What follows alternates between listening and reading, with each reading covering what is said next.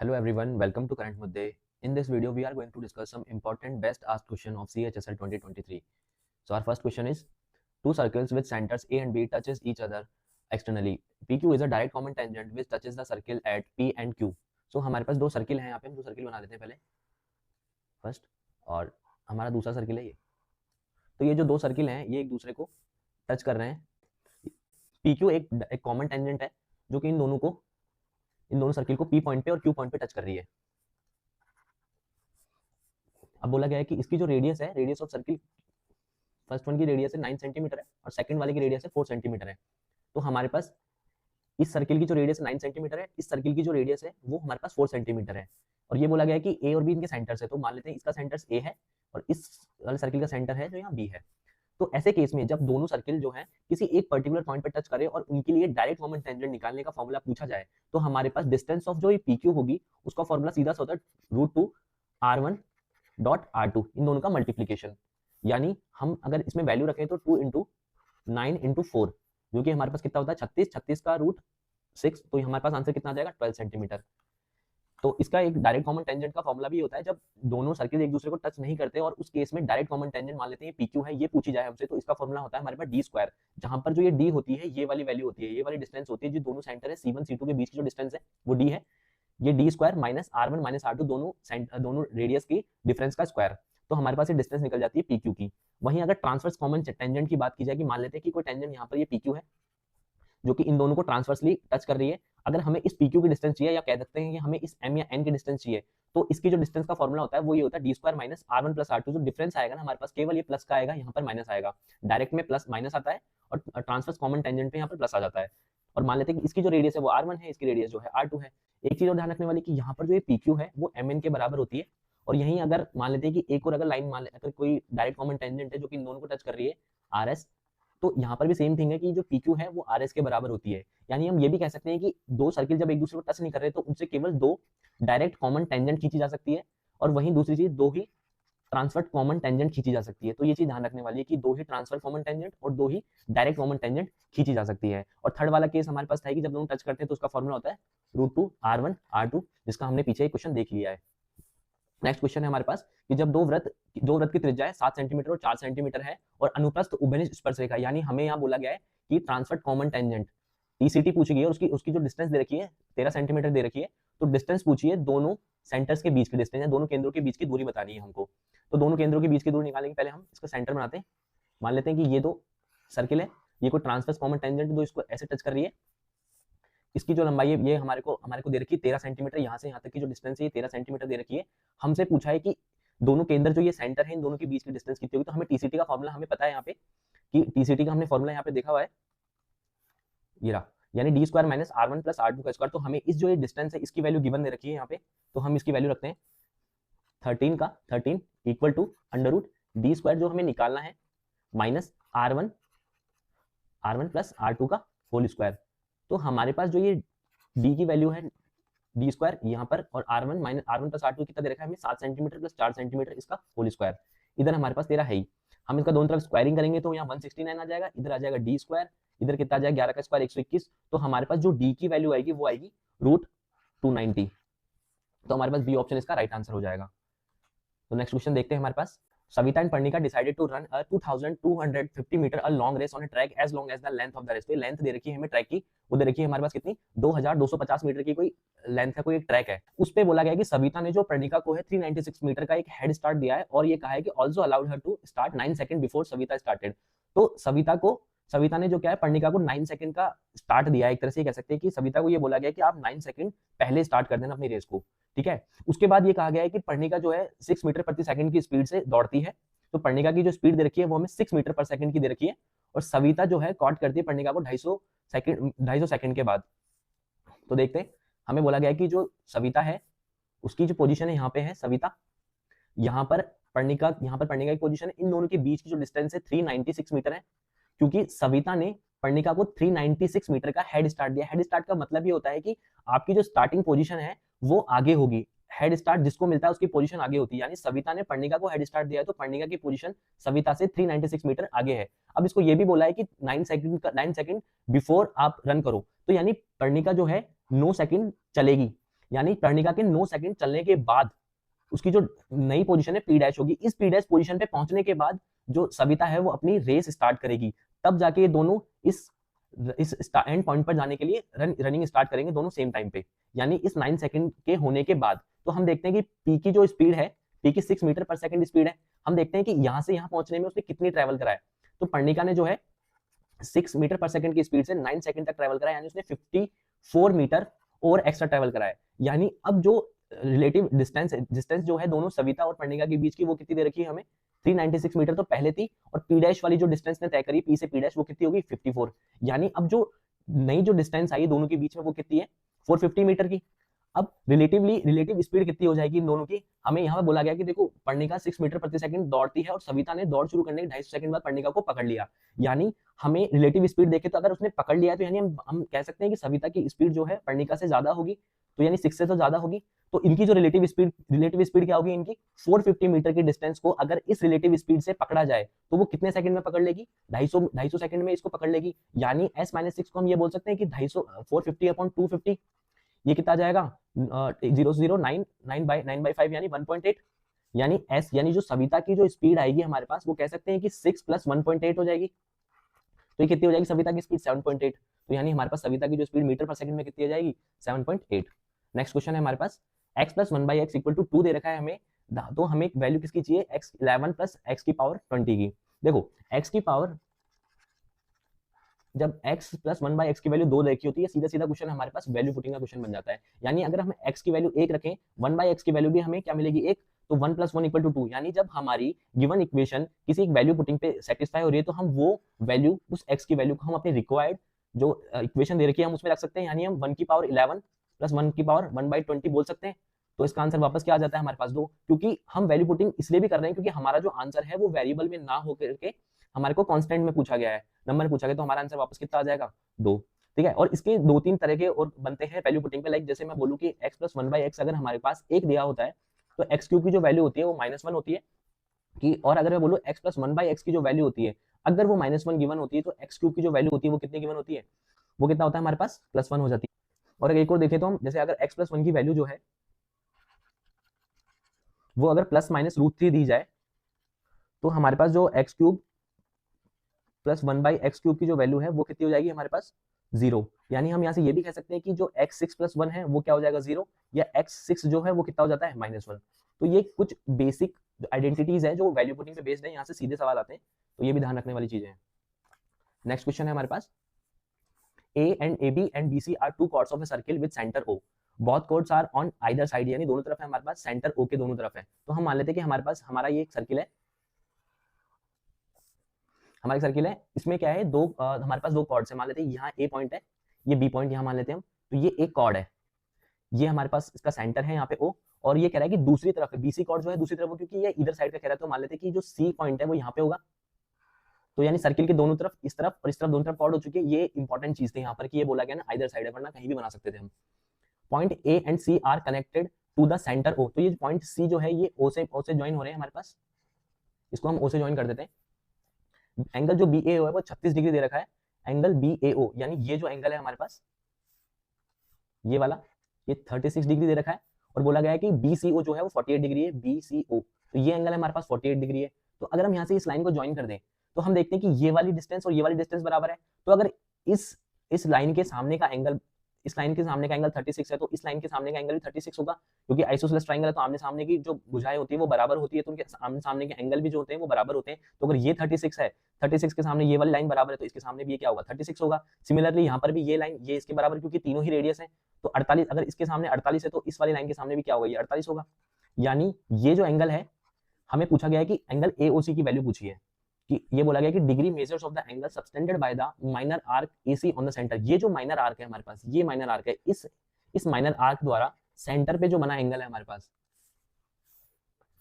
ये सेंटर पे बना एंगल हमारे पास, ये एंगल पूछा है। तो ये जो एंगल है हमें इसकी वैल्यू निकालनी है। तो हम जानते हैं कि अगर एक आर्क द्वारा सर्कमफ्रेंस पे बना एंगल अगर थीटा है, अगर ये इस आर्क द्वारा अगर ये एंगल थीटा है, तो इस आर्क द्वारा सेंटर पे जो बना एंगल होता है वो 2 थीटा होता है। यानी हमारे पास जो ये एंगल आएगा वो कितना आ जाएगा 2 थीटा आ जाएगा, यानी 2 × 36 + 48 जो कि हमारे पास कितना होता है 36, 48, 84, 84 का डबल कितना होता है 168, तो हमारा आंसर कितना आ जाएगा यहाँ पे 168।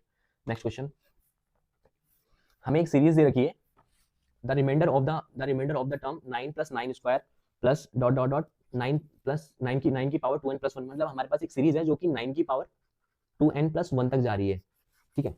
तो हमें ये बोला है कि अगर इस सीरीज को हम 6 से डिवाइड करें तो हमारे पास रिमाइंडर कितना आएगा। तो हम देखते हैं कि अगर हम 9 को 6 से डिवाइड करते हैं तो हमारे पास जो रिमाइंडर है वो 3 बचता है। अगर हम 9 की पावर 2 को 6 से डिवाइड करें यानी 81 को 6 से डिवाइड करें तो हमारे पास जो रिमाइंडर है वो वापस से 3 बचता है। अगर हम 9 की पावर 3 को 6 से डिवाइड करें तो हमारे पास अगेन जो रिमाइंडर है वो 3 बचता है। तो हम क्या ये कह सकते हैं कि 9 की पावर n को अगर हम 6 से डिवाइड करें तो ऑलवेज जो है रिमाइंडर हमेशा 3 बचेगा, where n equal to natural number, any natural number, ठीक है।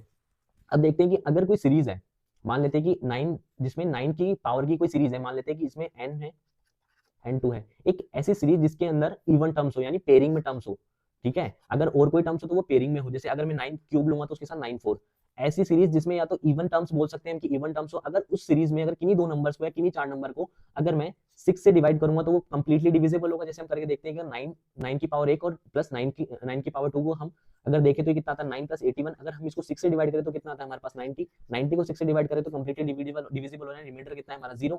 सिमिलरली यहाँ पर भी हम इसको सॉल्व करेंगे तो अगर 6 से डिवाइड करेंगे तो ये कंप्लीटली डिविजिबल होगा। बट अगर मैं एक ऐसी सीरीज लूं जिसके अंदर 9 की इवन टर्म ना होकर के ऑड टर्म हो, लाइक 1 की पावर 9 की पावर 1, 9 की पावर 2, 9 की पावर 3, और इसको अगर मैं 6 से डिवाइड करूंगा तो वापस से मेरे पास रिमाइंडर है वो 3 बचे, क्योंकि अगर जब हम इसको फर्दर इसको अलग से अगर मैं डिवाइड करूंगा तो ये तो कंप्लीटली डिविजिबल, अगेन मेरे पास 9 की पावर 3/6 बचेगा, जो कि हमारे पास कितना देगा रिमाइंडर 3 देगा। तो सिमिलरली हम अपने क्वेश्चन पे आते हैं, तो हमारे क्वेश्चन में जो ये सीरीज दी हुई है, इस सीरीज का हम अगर लास्ट टर्म देख लें कि ये ऑड है या इवन, तो हम बता सकते हैं कि इसका रिमाइंडर कितना होगा। तो हम देखते हैं कि 9 की पावर 2n + जो 1 है, इसमें जो ये 2n + 1 है ये ऑलवेज क्या होगा, एक ऑड नंबर होगा।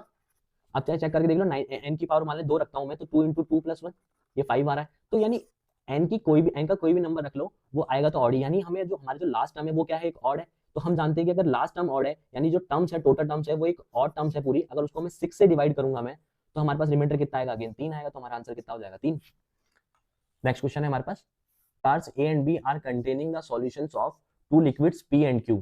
तो हमारे को 2 जार दिए हुए जिसके अंदर सॉल्यूशंस भरे हुए P Q, ठीक है। The ratio of the liquids P and Q in the jars A and B are 2:19 and jar A में P Q का जो रेशियो है 2:19 में है और जार B में जो रेशियो है वो 1:11 में है। हमें बोला गया कि 7 litres of the solutions of jar A and 4 litres of the solutions of jar B are mixed. हमें बोला गया कि आपको जार A का जो 7 लीटर्स लेना है और जार B का 4 लीटर्स लेना है। तो जो नया रेशियो बनेगा ना वो कितना बनेगा, PQ कितना होगा उस रेशियो में। तो देखते हैं, हम हमारे पास मान लेते हैं जार A है, ये जार है, इसमें जो PQ का जो रेशियो है वो हमारे को कितना दे रखा है 2:19। ये हमारे पास जार B है, इसमें हमारे को PQ का रेशियो दे रखा है कितना 1:11। ये बोला गया है कि हमें इसको मिक्स करना है, 7 लीटर्स लेना है इसके हमें लेने 4 लीटर्स।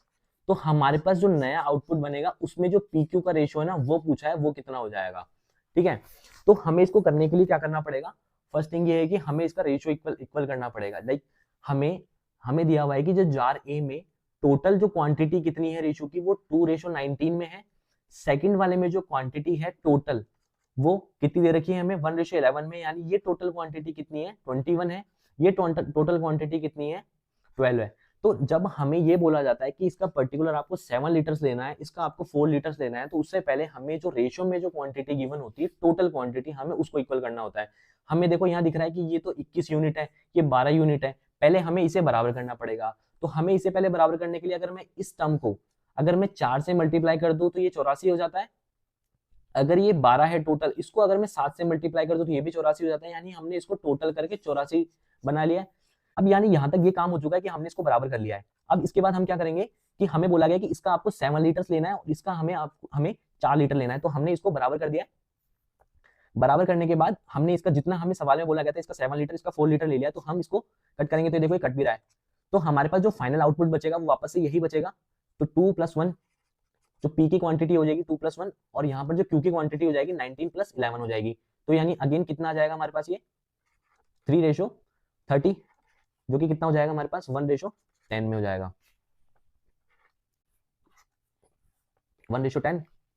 तो इसको लेकिन हम दूसरे मेथड से भी कर सकते हैं, हम इसको एलिगेशन से भी कर सकते हैं। अगर मैं P पे एलिगेशन लगाऊं, जैसे मैं P पी पर एलिगेशन अगर अप्लाई करूं एलिगेशन तो भी हो जाएगा। जैसे फर्स्ट जो जा रहा है उसके अंदर पी की क्वांटिटी 2 है, टोटल क्वांटिटी इसकी 2 प्लस 19 प्लस 2 यानी 21 है। सेकंड वाला जा रहा है उसके अंदर पी की क्वांटिटी 1 है, ओवरऑल क्वांटिटी कितनी है 1 प्लस 11 यानी 12 है। हमें एक्स निकालना है कि हमें जो फाइनल आउटपुट है वो कितना चाहिए। हमें फर्स्ट का लेना है 7 लीटर, सेकंड का लेना है 4 लीटर। तो हमारे पास जो क्वांटिटी हमारे पास जो एक्स आएगी उसकी वैल्यू कितनी आ जाएगी, हम सॉल्व कर लेते हैं इसको। 2 into 7 upon 21 plus 4/12 equal to 7 plus 4 11 X. तो ये हमारे पास आ जाएगा, तो ये कितना आ जाएगा 14/21 इन 2/3, ये कितना आ जाएगा 1/3 इक्वल टू यहाँ कितना दे रखा है 11x। तो यानी x की जो वैल्यू आ जाएगी कितना आ जाएगी, तो 1 हो जाएगा 1/11। यानी हमारे पास जो फाइनल आउटपुट है उस फाइनल आउटपुट में जो p की वैल्यू है वो तो कितनी है 1 है। तो ये जो 11 है ये टोटल क्वांटिटी यानी p प्लस q है। तो हमारे पास जो फाइनल में p q का जो रेशियो आएगा वो कितना आ जाएगा, p तो 1 है और p प्लस q अगर 11 था तो q की वैल्यू कितनी आ जाएगी 10। तो यहाँ से भी हमारा जो आंसर है 1/10 आ सकता है। ठीक है, तो ये आंसर हमारे पास 1/10 यहाँ से आ गया। नेक्स्ट क्वेश्चन है हमारे पास ax plus B Y equal to 1 और bx प्लस ए वाई इसकी वैल्यू दे रखी है। तो हमें x की वैल्यू बतानी है, ए बी के टर्म में, हमारा आंसर भी ए और बी के टर्म में ही दे रखा है। तो हम देखते हैं कि ax plus B Y equal to 1 है, इधर bx plus A Y equal to कितना दे रखा है 2ab upon a square plus b square. तो हम क्या करते हैं, पहले इन दोनों इक्वेशंस को जोड़ लेते हैं, यानी इसका जो RHS इसका जो LHS है इसका RHS है, दोनों जोड़ देते हैं। ठीक है, तो हम जब इसको जोड़ेंगे तो ax प्लस bx जुड़ के यानी x कॉमन आ जाएगा, तो ये x a प्लस b आ जाएगा। जब हम बी वाई और ए वाई को जोड़ेंगे तो y कॉमन आ जाएगा, यानी हमारे पास अंदर क्या बचेगा a प्लस बी। इधर जब हम जोड़ेंगे तो इधर कितना आ जाएगा 1 plus 2ab upon a square plus b square.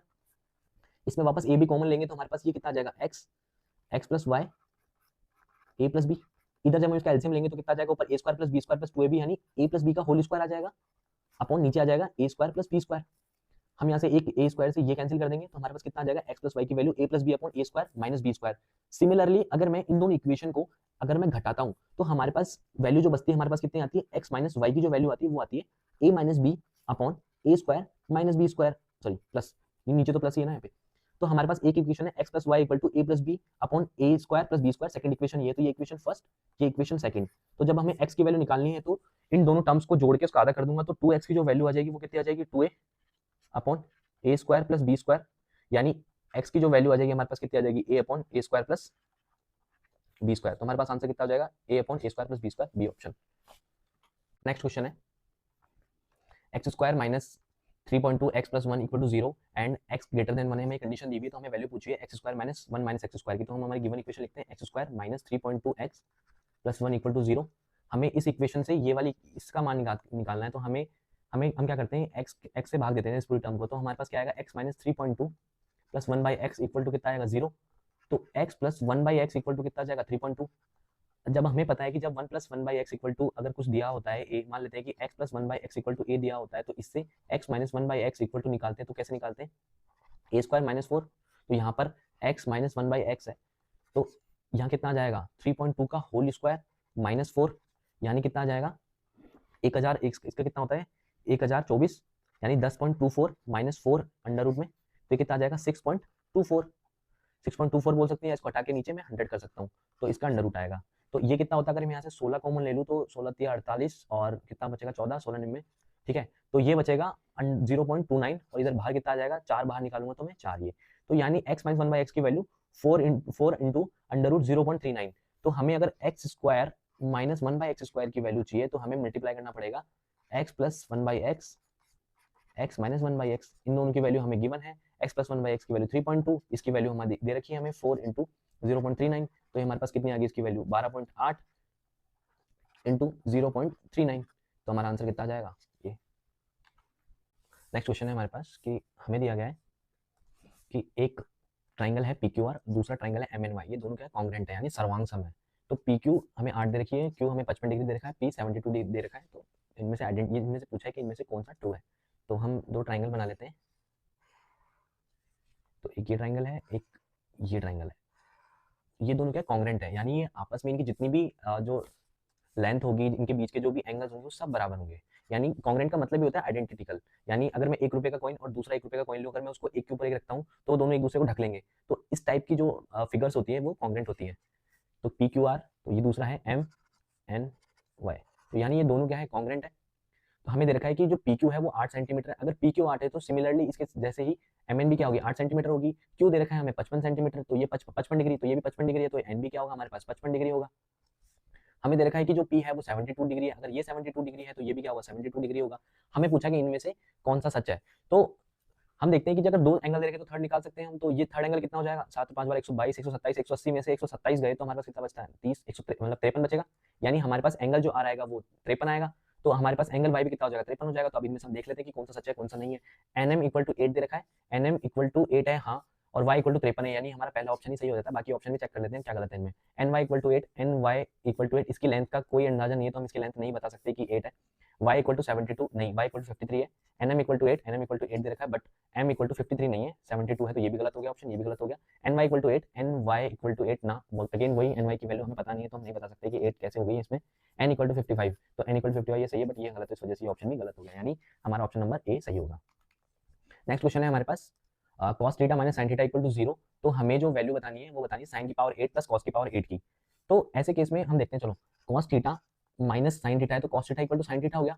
ये जो कंडीशन होती है ये थीटा की किस वैल्यू पे पॉसिबल होती है, तो ये थीटा की कौन सी वैल्यू पॉसिबल होती है, थीटा की 45 डिग्री पे पॉसिबल होती है।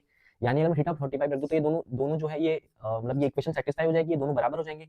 तो अगर हमारी गिवन इक्वेशन सेटिस्फाई हो रही है तो हम जो रिक्वायर्ड इक्वेशन में ये थीटा की वैल्यू रख सकते हैं। तो अगर मैं थीटा की वैल्यू 45 रखता हूँ तो 45 कितनी होती है 1/√2, तो यानी 1/√2 की पावर 8 प्लस 1/√2 की पावर 8, तो 1/√2 पावर 8 यानी 2 की पावर 4, यानी 1/16 प्लस 1/16 कितना होता है हमारे पास 1/8, तो हमारा आंसर कितना आ जाएगा 1/8। नेक्स्ट क्वेश्चन, एक प्रयोग में देखा गया कि धातु ए पानी से 19 टाइम्स भारी है और धातु बी पानी से 9 गुना भारी है, तो धातु ए और बी को किस अनुपात में मिलाया जाए कि प्राप्त मिश्रण पानी से 15 गुना भारी है। तो हम देखते हैं कि पहले में बोल रहा है कि जो ये ए और डब्ल्यू यानी वाटर का जो रेशियो है वो कितना है हमारे पास 19:1 है। सेकंड में बोल रहा है कि जो बी रेशियो डब्ल्यू का जो रेशियो है वो कितना है हमारे पास 9:1 है। तो हमें बोल रहा है कि ऐसे में मिलाना है कि जो टोटल जो प्राप्त मिश्रण है हमारे पास, जो अगर इन दोनों को मिलाऊं तो वो पानी से 15 गुना भारी हो।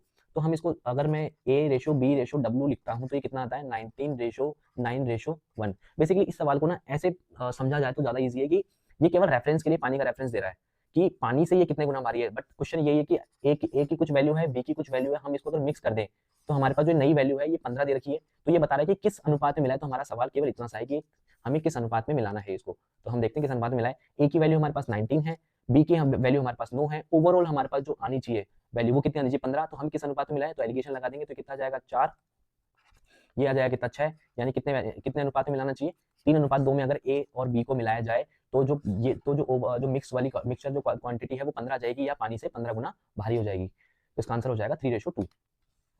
नेक्स्ट क्वेश्चन है हमारे पास 4 sin theta plus 5 cos theta equal to 3 दे रखा है। तो वैल्यू हमें पूछ रहा है 4 cos theta minus 5 sin theta की। तो लिख लेते हैं 4 sin theta minus 4 sin theta plus 5 cos theta equal to, अगर 3 दे रखा है तो ये कितना दे रखा है हमारे को, पूछा है 4 cos theta minus 5 sin theta. इसकी वैल्यू मान लेते हैं हमें के, जो वैल्यू हमें फाइंड करनी है। तो इसका जनरलाइज फॉर्मूला क्या होता है a sin theta plus b cos theta. अगर हमारे पास x दे रखा है तो हमारे पास a cos theta minus b sin theta, इसकी जो वैल्यू होती है हमारे पास वो अगर हमारे पास y आती है तो आइडेंटिटी बनती है a square plus b square equal to क्या होता है हमारे पास x square plus y square. तो अगर हम इस फॉर्मूला को कंपेयर करें जो हमारे पास ऊपर दिया गया फॉर्मूला उससे, तो हमारे पास जो इससे मैच कर रहा है एकदम, यानी ये फॉर्मूला हम इसमें अप्लाई कर सकते हैं। तो देखते हैं, तो a की वैल्यू हमारे पास 4 है, b की वैल्यू 5 है, x की वैल्यू 3 है, y की वैल्यू k है। तो हम यहाँ अप्लाई कर देते हैं। तो 4 का स्क्वायर प्लस 5 का स्क्वायर इक्वल टू, ये 5 है, 5 का इधर 3 का स्क्वायर प्लस k स्क्वायर। तो यानी k की जो वैल्यू आ जाएगी, k स्क्वायर की वैल्यू आ जाएगी 4 का स्क्वायर 16 प्लस 25, 16 25 41, 41 में से अगर 9 गए तो 32, यानी k स्क्वायर की वैल्यू आ जाएगी 32। तो k की वैल्यू आ जाएगी √32, यानी √32 यानी 4√2। हमारा आंसर कितना आ जाएगा 4√2। सो आई होप आपको सेशन अच्छा लगा होगा। ये हमारे कुछ क्वेश्चंस थे, बेस्ट क्वेश्चन। अगर अच्छा लगा तो लाइक कर देना, बाकी कोई सजेशन हो, कोई रिव्यू देने हो तो कमेंट सेक्शन ओपन है। तब तक के लिए बाय बाय।